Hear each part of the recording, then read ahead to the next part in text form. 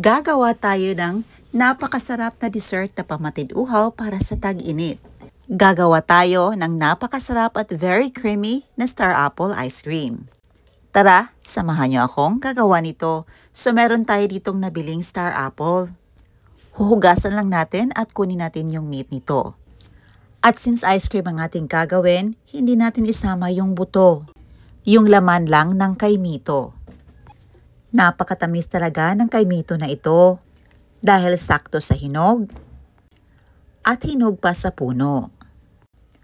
Purple at green na kaimito ang ating gagamitin. Ayan, tinanggal lang natin yung meat nito at hindi natin sinama yung buto.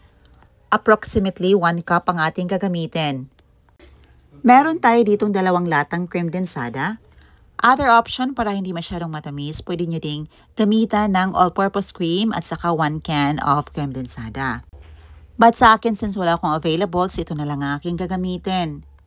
Dito nag-save tayo ng mga 1/2 cup at hindi natin i-blend ito para may mangunguya pa tayong kaimito na fresh.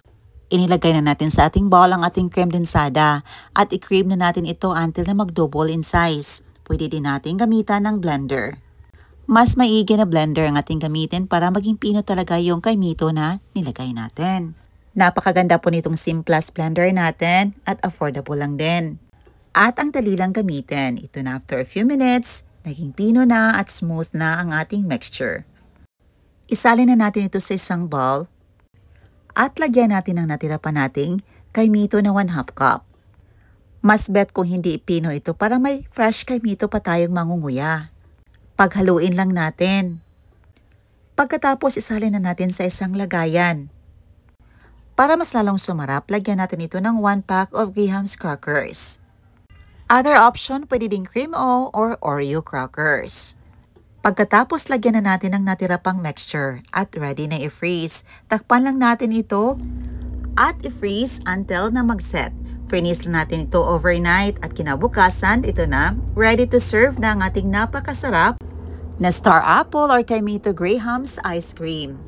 Talagang very creamy at smooth ang ice cream na ito at may fresh kaimito pa tayong nilagay kaya napaka-espesyal.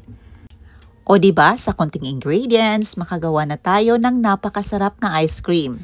Kaya gawin nyo na ito para pamatid-uhaw sa tag-init. Ayan lang po. Salamat sa panonood. See you in my next vlog. God bless you all and stay safe everyone. Bye and enjoy!